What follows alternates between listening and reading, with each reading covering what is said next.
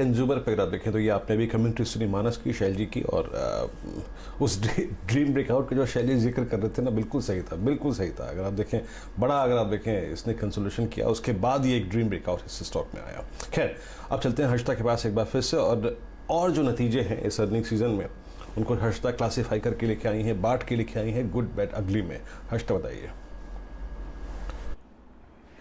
Veeru, surprisingly आज कुछ खराब नतीजे भी है, लेकिन शुरुआत अच्छी खबरों के साथ ही करेंगे। अदानी पावर के नतीजे दमदार है। ऑपरेशनल गेन देखने को मिले क्योंकि कॉस्ट काफी ज्यादा कम हुआ है और हायर अदर इनकम के चलते प्रॉफिटेबिलिटी में भी बूस्ट देखने को मिला है। रेवेन्यू दरअसल 3% बढ़ा है, 6,374 करोड़ का आंकड़ा नजर आया, लेकिन इबिटा परफॉर्मेंस देखिए तो 8 गुना इबिटा में उछाल दर्ज हुआ है और 1614 करोड़ का इबिटा कंपनी ने पोस्ट किया। मार्जिन 3% से बढ़कर 25% पर आए हैं, तो बहुत ही बढ़िया परफॉर्मेंस देखने को मिला है। और नेट प्रॉफिट कंपनी ने दरअसल पोस्ट किया है 13 करोड़ का, जहां पर पिछले साल इसी तिमाही में लॉस था 1300 करोड़ का। तो अच्छी तिमाही कंपनी के लिए साबित हुई है। दूसरी तरफ ब्लू स्टार का भी परफॉर्मेंस अगर आप ध्यान दें तो थोड़ा सा मिक्स्ड है, लेकिन इसमें जो पॉजिटिव्स हैं उस पर आप ज्यादा फोकस कीजिए। रेवेन्यू 24% बढ़ा है, 1611 करोड़, बाजार अनुमान लगा रहा था करीब करीब 1580 करोड़ के आसपास के रेवेन्यू की। ग्रॉस मार्जिन 22% पर आए हैं। ऑफ कोर्स यहां पर भी लगातार मैनेजमेंट ने कहा है कि रॉ मटेरियल कॉस्ट बढ़े हैं तो उसका कुछ इंपैक्ट बिजनेस पर आएगा और उस Q4 में ये देखने को मिला है। इबिटा की ग्रोथ जो है वो 171% की है, 102 करोड़ के आसपास का इबिटा पोस्ट हुआ है।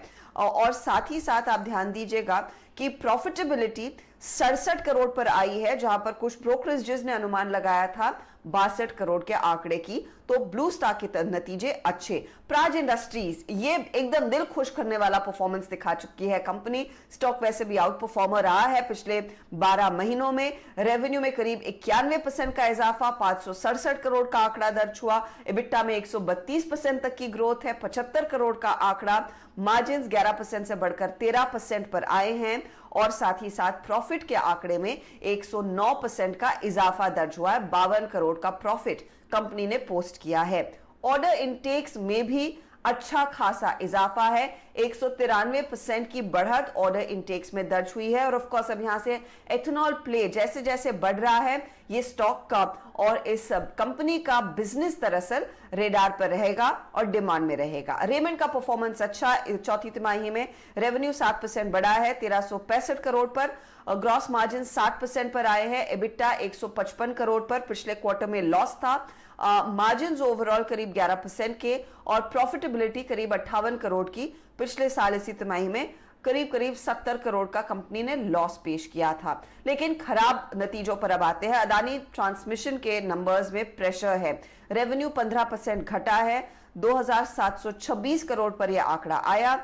इबिटा में करीब 25% तक की गिरावट दर्ज हुई है, 827 करोड़ पर यह आंकड़ा है। मार्जिन 4% घटे हैं और हालांकि प्रॉफिट में करीब 335% का इजाफा देखने को मिला है, लेकिन डेफर्ड इनकम की वजह से प्रॉफिट में यह उछाल दर्ज हुआ है। इस Q4 में प्रॉफिट इतना ज्यादा बढ़कर नहीं आया है इंडिविजुअली। सेंचुरी टेक्सटाइल के परफॉर्मेंस में हमने देखा है लॉस कंपनी ने पोस्ट किया है करीब करीब 10 करोड़ का। इबिटा में 2% की गिरावट है, रेवेन्यूज 6% ही बढ़ पाए हैं।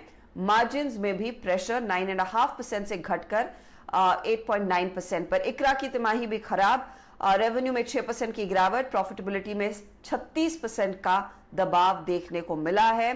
Across the board weak performance company की ओर से। कंसल्टिंग, आउटसोर्सिंग और रेटिंग बिजनेस में प्रेशर है। तो ये थे नतीजे जहां आपने कल बाजार बंद होने के बाद बहुत बढ़िया मूवमेंट आता हुआ दिखा।